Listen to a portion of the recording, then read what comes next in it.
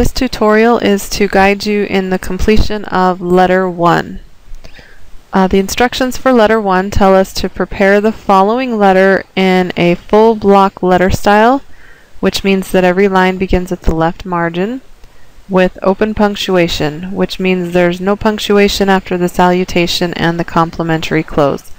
We are going to add our letterhead to the top of this document, and then we're supposed to use our name in the signature block and our own initials as the typist initials and the current date. And make sure you use your letter notes to help guide you through formatting this document correctly. To begin with, we're going to open up Word,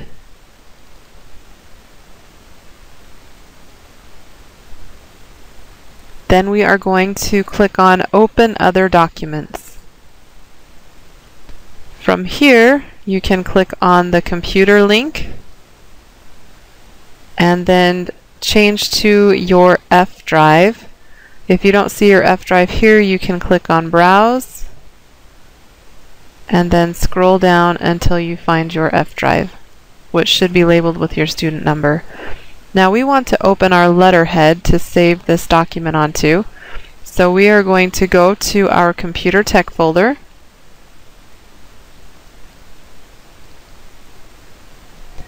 and into our Word folder, and you're going to find your letterhead.docx. Do not open the PDF, we want the .docx. This opens as a read-only document, so our screen appears white. In order to see that screen or our document, we're going to click on View and Edit Document. This allows us to see our document with our letterhead at the top. Now we want to save this document as letter 1 before we start working, so we're going to go to File and down to Save As. And then we are going to save it in the same location, so we can just click on Current Folder. But instead of letterhead, we're going to change the name to letter 1. And then click on Save.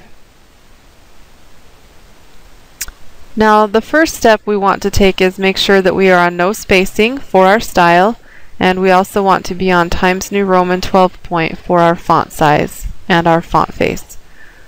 Next, we need to center our document from top to bottom on the page. The steps to do that are, and you'll want to add this to your notes so that you'll have them for reference on your other letters. Go to the Page Layout tab, go to the Page Setup group, click the launcher, then you're going to go to the Layout tab, and about halfway down you see the section marked Page and Vertical Alignment. We're going to change that to Center and then click on OK. Now it looks like it moves our cursor down to the middle or to the bottom of our screen, but it's actually the middle of our document. Next, we're going to insert the current date, and so whatever the current date is, go ahead and type that in. For me right now, it's February 6th, 2014. Make sure you put in whatever your current date is. After the current date, we press Enter 4 times. 1, 2, 3, 4. Then we key the inside address. And this one is going to Mrs.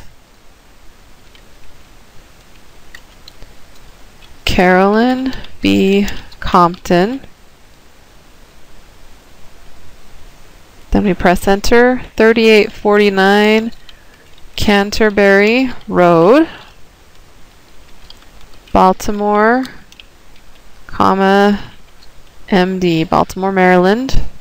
After the state abbreviation, you press your space bar 2 times, then you put in your zip code. Now we want to double check our spacing here. When we do a quadruple space, it should leave us 3 blank lines. So if I click here on this line, there's 1, there's a second, and there's a third. So however many times we press enter, we have one fewer blank lines there. So if I had pressed enter 2 times, I should only have 1 blank line. If I press enter 3 times, I'll have 2 blank lines. We pressed enter 4 times, that means we have 3 blank lines. After the inside address, we press enter 2 times, and then we key in the salutation, and this one is to Dear Mrs. Compton. Now we need to identify what is the punctuation style that we're supposed to use, and if I check the instructions, it tells us to use open punctuation, which means there is no punctuation after the salutation. So we are going to just leave this as Dear Mrs. Compton. After you key the salutation, you will press enter 2 times, and now you're ready to key the body. We all key at different paces, so I am going to pause recording, key in my body, and then start recording again. So you guys will want to pause here, get the body of your letter typed in, and then restart the letter and pick up with me.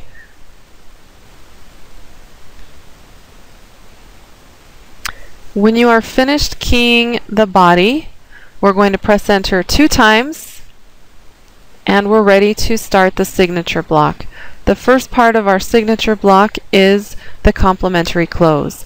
For this letter, we'll be using Cordially Yours. Now, only the first word of the complimentary close is capitalized. The second word is lowercase. After the complimentary close, we press enter 4 times, which leaves us 3 blank lines. You'll key in your name, press enter 2 times, and then you're going to type in your initials. Do not put XX, make sure you key in your initials, both lowercase. Now, this is where we have to identify, is there that optional letter part of an enclosure? Did it mention somewhere in our letter about something being enclosed with this letter? And it should tell us back in paragraph 1 that enclosed you will find a copy of my resume. So indeed we do have something that's being enclosed with this. So after our initials, we're going to press enter 2 times, and we're going to type the word enclosure. Now when I pressed enter, notice that my initials capitalized automatically. I don't want that to happen. So if I move my mouse on top of those initials, you'll see this lightning bolt drop down with an autocorrect. If we click on that, we can tell it to undo automatic capitalization, and that puts it back to lowercase for us. Now once we are finished keying in our letter, we want to press F7 on the keyboard to run a spell check. Now it stopped on my initials. I'm going to tell it to ignore. And if there are any other mistakes going through, make sure you fix those. If not, when you get the spelling and grammar check complete, click on OK. Alright, we want to save our changes, so we're going to do Control S. That should save all of our changes. Then we want to convert this to a PDF, so we're going to go to File, Export, Create PDF XPS. Now it's going to put this inside our Word folder automatically. So all we have to do is click on Publish, and then it should create our PDF and show us our published version. And this is the one that we are going to upload to Canvas.